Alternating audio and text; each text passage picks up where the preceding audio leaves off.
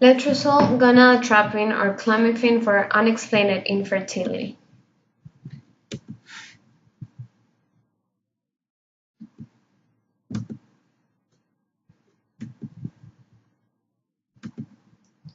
Definitions. Letrozole is an oral non-steroidal inhibitor for the treatment of hormonally responsive breast cancer after surgery. Gonadotropin are glycoprotein polypeptide hormones secreted by gonadotrope cells of the anterior pituitary of vertebrates. This family includes the mammalian hormones follicle-stimulating hormone (LH) and placental chorionic hormone. Clomiphene is a selective estrogen receptor modulator of the triethylene group that has become the most widely prescribed drug for ovulation induction to reverse anovulation or oligovulation. You are viewing the Village Pharmacy Med Series chorionic gonadotropin, also known as HCG. The supplies you will need are the vials of HCG, or human chorionic gonadotropin, the 3 cc syringe with 1.5-inch needle attached, 1/2-inch needle for subcutaneous injection, or 1.5-inch needle for intramuscular injection, alcohol wipes, sterile gauze pads, sharps container. Remove the plastic caps from the vials of powdered medication and diluent. Clean the rubber stoppers of the vials with an alcohol wipe. Open your 3 cc 1.5-inch syringe and twist needle to secure. Remove cap. Withdraw 1 cc of air into the syringe and inject into the vial of diluent. As one complete unit, turn the vial upside down so that the tip of the needle stays below the liquid level and pull back on the plunger to withdraw 1 cc. The diluent has 10 cc's in the vial. You only need 1 cc. Inject the diluent slowly into the vial of powdered medication. Swirl the bottle to allow the powder to dissolve. Once again, as one complete unit, turn the vial upside down so that the tip of the needle stays below the liquid level, and pull back on the plunger to withdraw the entire contents. Carefully replace the cap on the 1.5-inch needle and remove. Replace with a 1/2-inch needle for subcutaneous injection, or a 1.5-inch needle for intramuscular injection.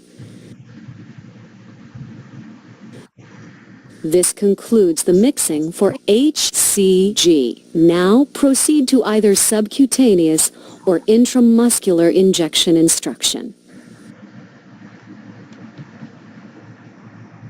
Application in medicine. We enrolled couples with unexplained infertility in a multi-center randomized trial. Ovulatory women 18 to 40 years of age with at least one patent fallopian tube were randomly assigned to ovarian stimulation with gonadotropin, clomiphene, or letrozole.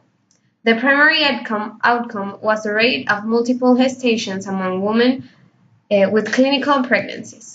For a drug developed to treat one specific problem to actually have positive effects in other areas. It's happened again. This time, women having trouble getting pregnant could soon get help from a cancer drug. KVU's Jim Bergamo has tonight's Help for You. Jim?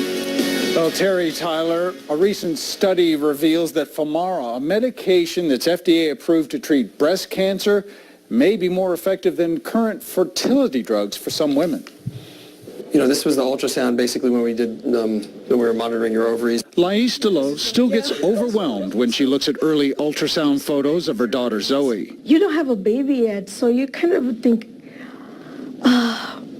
is this really for real? And then other times you feel her kicking and then you're just so happy and like, I'm really going to have a baby. She's now 6 months pregnant, but it didn't happen easily. Delo's been trying for 2 years. She suffers from polycystic ovary syndrome, or PCOS. It occurs when excess insulin causes the ovaries to produce large amounts of testosterone. That stimulates the growth of cysts in the ovaries and leads to infrequent ovulation, which leads to infertility. Dr. Shahryar Kavusi, a reproductive endocrinologist at St. David's South Austin Medical Center, recommended Delo begin taking Femara. This is actually really a first-line treatment for women who don't ovulate every month. If you think about it, the women who don't grow their egg every month just need to grow an egg. Previously, women suffering from PCOS used Clomid, but a recent study involving 750 women at multiple test sites found Femara, an FDA-approved breast cancer treatment, produced far more effective results when it comes to ovulation, conception, and birth rates. These women actually that take this medicine, actually they have a lower side effect profile and they're able to grow eggs more efficiently than the traditional medicine that was previously used for this purpose. Delo says Femara worked for her almost immediately. She couldn't be more happy and thankful. And then find out that something that was not designed for this has been helping people like me and women like me get pregnant is just amazing. Dr. Kavusi says patients only have to take Femara as directed. There's no in vitro fertilization or other in-office procedures involved. Pros and cons. Pros. There were no significant differences among groups in the frequency of congenital anomalies or major fetal and neonatal complications. Cons. In women with unexplained infertility, ovarian stimulation with letrozole resulted in a significantly lower frequency of multiple gestation. Hi, I'm Dr. Roger Lobo for the American Society for Reproductive Medicine. Today, we're talking about causes of female infertility. There are three main causes of female infertility: problems with ovulation, structural problems, and unexplained infertility. The most common cause of female infertility has to do with ovulation, which is a process during which an egg is released. Up to a third of female infertility cases are due to ovulation problems. For many of these women, age plays a role. Another condition is normal female aging. As women get older, sometimes the pattern with which a woman ovulates might be altered, and that can also lead to more difficulty conceiving. Because of changing hormones and decreasing numbers of eggs. In addition, eating disorders and excessive stress and exercise can negatively affect hormones and result in anovulation, which means not releasing eggs. Another factor is structural problems in a woman's reproductive tract, typically affecting the fallopian tubes or uterus. This can interfere with transporting and implantation of the fertilized egg. Some women are born with problems in these organs, such as an abnormally shaped uterus. Others may have fibroids, which are benign tumors growing in the walls of the uterus. This can affect the ability of the embryo to implant. But damage can also occur with conditions such as sexually transmitted diseases, infections, and previous surgeries leading to blocked and/or scarred tubes. Scar tissue can also involve the ovary and other pelvic organs. Endometriosis is a condition in which the tissues normally found only inside the uterus are deposited in other places in the woman's body. This process affects many aspects of reproductive function and typically causes pelvic pain as well. The last cause is unfortunately the most frustrating because it cannot be explained. For some women, the cause for infertility cannot be found. However, research is being conducted to find answers. Finally, it is important to remember that for many women, infertility is often due to more than one cause. To learn more, check out our other videos on fertility, including causes of male infertility. Issue necular. The standard therapy for women with unexplained infertility is gonadotropin or clomiphene citrate. Ovarian stimulation with letrozole has been proposed to reduce multiple gestations while maintaining live birth rates.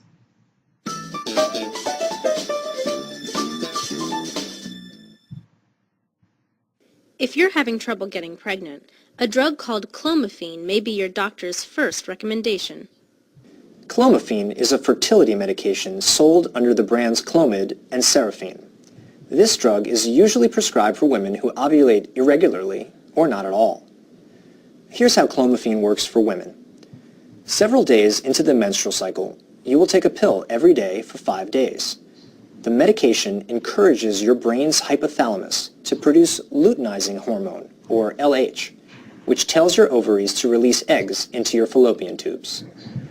You'll generally ovulate between 5 and 12 days after you finish the last pill. Between the time when you take clomiphene and when you ovulate, your doctor will monitor you carefully to see whether your ovaries are preparing to release an egg. Clomiphene is quite effective at stimulating ovulation. In fact, 80% of women who take it will ovulate within several cycles. But ovulation does not guarantee conception, and only about 40% of women taking clomiphene actually get pregnant. Clomiphene can also help men who have a low sperm count or who have poor sperm quality. When a man takes Clomid, it encourages his pituitary gland to make LH, which tells the testicles to produce more testosterone and possibly more sperm. Men take clomiphene in cycles that last from 3 to 6 months. Clomiphene is less expensive and less invasive than other fertility treatments and can be a good first line of attack against infertility.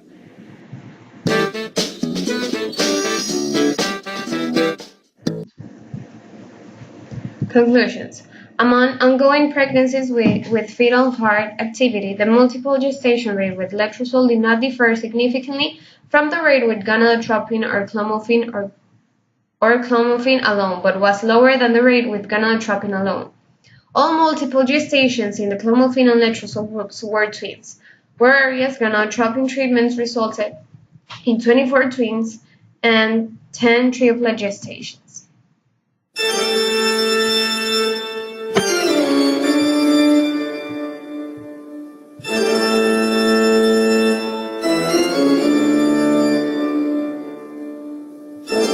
The menstrual cycle of fertile women usually lasts about a month. During this time, and under the influence of the body's own natural hormones, a tiny sac within the ovary containing an egg grows to about the size of a grape. At a point midway in the cycle, this egg is released from the ovary and ovulation occurs. Ovulation is also regulated by hormones. The egg, which from this moment on is ready for fertilization, then passes into the uterine tubes to await the arrival of fertile sperm. Ovulation is a naturally occurring event, and the desire to have children is a similarly natural instinct. But that instinct cannot always be fulfilled. The causes of unwanted childlessness are numerous, but so are the means of treating them.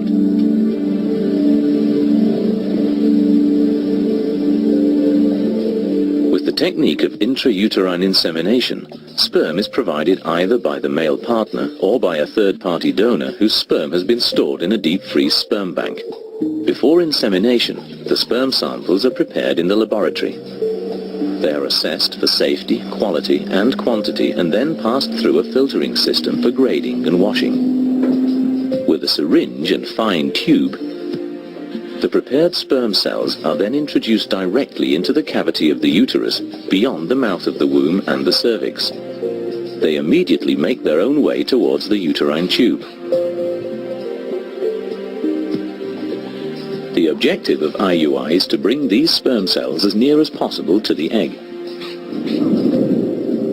Nevertheless, only the most mobile sperm cells will actually reach the egg, and only one will penetrate the outer layer of the egg to achieve fertilization. But just as in everyday life, there are many times that fertilization fails and the cycle passes without a pregnancy.